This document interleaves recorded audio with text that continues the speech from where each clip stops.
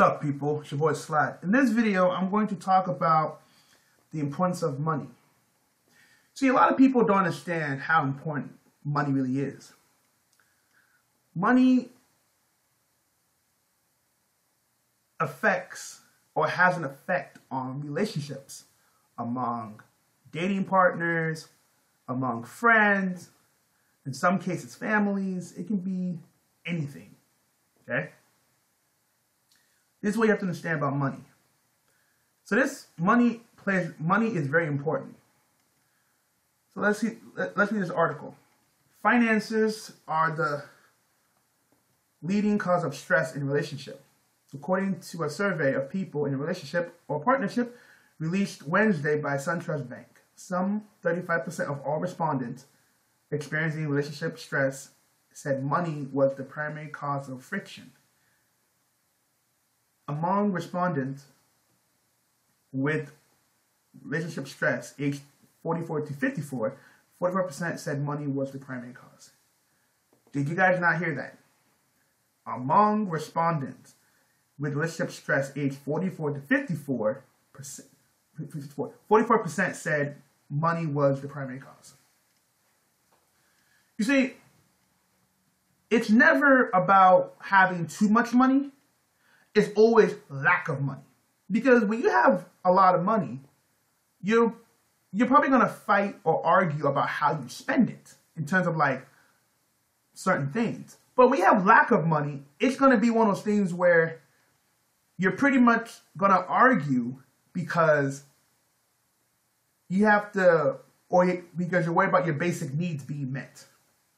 Okay? Your basic needs are food, clothing, and shelter. Okay? And when you work a minimum wage job, okay, you will always be able to cover your food, your clothing, and your shelter. Always. But the issue is, how much are you going to be able to cover? Do you not see the difference, like I said? So, money plays a big role. And it says here, age 44 to 54. The older you get in the United States, okay, you should be planning for your retirement or other things, right? What happens in a lot of cases is that some people these age, they lose their job. It could be for any reason. They could lose a job. So when this happens, it's harder for them to find a job, okay? Because studies have been conducted that older workers have a harder chance of getting a callback for a job, okay? So that's why I tell you guys, you need to go for a career, not a job. Like, some people have careers where they are in the healthcare field. Every hospital needs a doctor and a nurse and other people in those fields.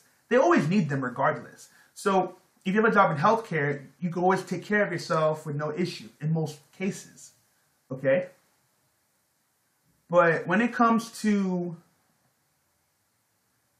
like these other jobs, like if you're a manager of a restaurant or of a retail store, if they get rid of you, there's a high possibility you're going to be unemployed for a while. Because many stores don't hire out-of-state managers. New managers into their company. They usually like to have former employees take those spots. Usually, those lower employees take those spots. Whatever. So I can imagine why couples or people from age 40 to 50 they end up being alone. Because the last thing you have to understand, when you date somebody, your primary goal is to make that person's life easier. That's the only reason why you date somebody. You don't date someone because they make you happy. You date them because they make your life easier. If that makes sense. If that makes sense. Okay? So people need to understand this. So, and it can also cause problems among friends. you know? But anyhow, let's continue. Money really touches everything. It impacts people's lives. Money and stress do seem to go hand in hand for many Americans, whether they are in a relationship or not. A study released earlier this week by the American Psychological Association found almost 3/4 of Americans are experiencing financial stress at some of the time. And nearly 1/4 of us are feeling extreme financial stress. Money and stress do go hand in hand because when you can't pay your bills, the debtors, they start calling. And they don't call you once, and they don't call you once every 3 or 4 months. No. They're calling you at least 2 times a month. They're going to call you. You don't answer, they send your bill to a debt collector. So now it's going to affect your credit score. So you understand why people become annoyed, because stress in this society is so high. And why we're stressed out is due to lack of money. Okay, people have different issues, but I'm telling you what goes on in America. Like when you work a low-paying job, I already know you have stress. I already know it. Okay, I worked some low-end jobs. I worked jobs that were high stress. I've been in those environments, and I've met and I've seen people who are in like crazy situations where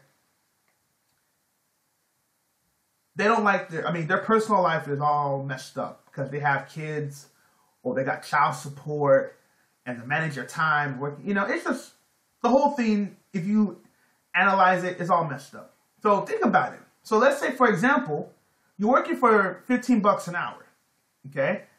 And probably like your monthly paycheck is probably going to be like, I'm guessing like maybe like a little bit around like $3,000. If I round up, okay? That's $3,000 is going to be, okay? In some cases, it would be less than $3,000, but whatever. Now, among that salary, you got to pay your rent, you got to pay your bills, and before you know it, you may only have about $700 left over. So, you know, I mean, people don't understand how much stress that adds to. But just imagine if you're 44 and you lose your job. To find a job is going to be harder. And if you're dating somebody, the last thing they want to see is how you can't pay your bills. That's the last thing they want to see. They're not interested about how you lost your job. They don't want to know how you're going to bounce back. If you can't take care of your basic needs within a couple of months, they're out. Okay? They don't give a fuck what your problem is. And this happens more than people think it does. That's why a lot of people become anxious. Because they wake up and realize, oh, my wife left me or my girlfriend left me when I lost my job. I'm like, what the fuck do you expect is going to happen? Seriously. Do you expect them to stay in a sinking ship? People don't understand, like I said, you only date someone if they're going to make your life easier. If they're not making your life easier, why would you date them? That's why they say you never date someone with debt or never marry someone who has debt. Because if you marry that person, their debt becomes your debt. Yeah, in many cases.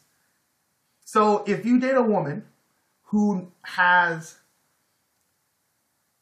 about $50,000 in debt and you marry her, that debt becomes your debt. But people don't know this. People don't know this. They just think, oh, whatever.